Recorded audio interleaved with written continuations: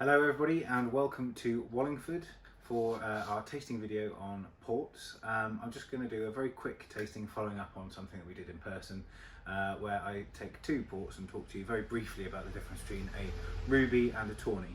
So we'll go first for the ruby. We have here the Quinta de Seixo, which is a vintage port.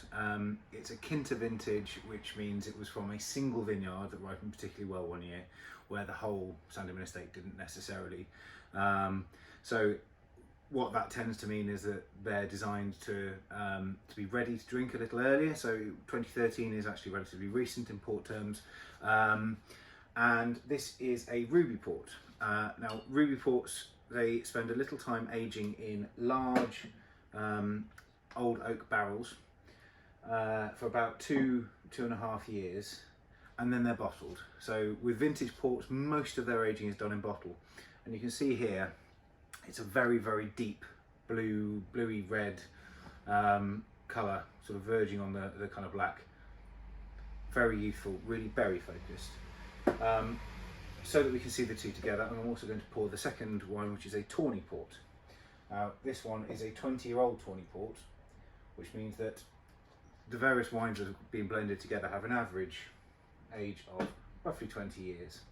And that has spent time in small barrels, and the development is all in the barrel. So after 20 years in the barrel, you put it in the bottle and it won't change any further. Any extra maturity, any extra time spent in the bottle won't change it.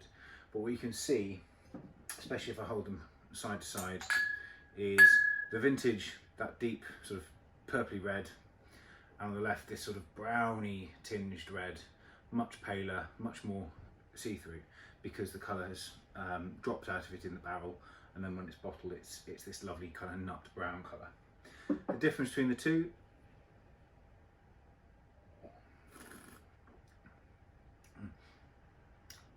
so this is a really classic port. It's the British preferred style of port, is the vintage. It's deep and rich and fruity, and it's really fruit led, and it's like a really beautiful, slightly sweet, full bodied red wine, you know, something like a Shiraz or a Chateauneuf de Pape, where there's a huge amount of weight behind the grapes, and then there's just this lovely kind of spicy sweetness that follows through from the way that it's been handled in the cellars in Villanova de Gaia, opposite Porto. By contrast, fruit plays a lesser part in Tawny.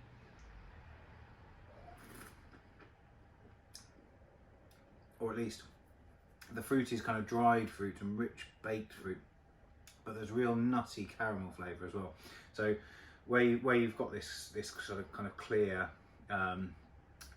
brown colour, a little bit of the oxygen has reacted with the wine in the barrel, and it's given it some lovely kind of almost kind of hints of sherry, that kind of caramelised hazelnut note as well.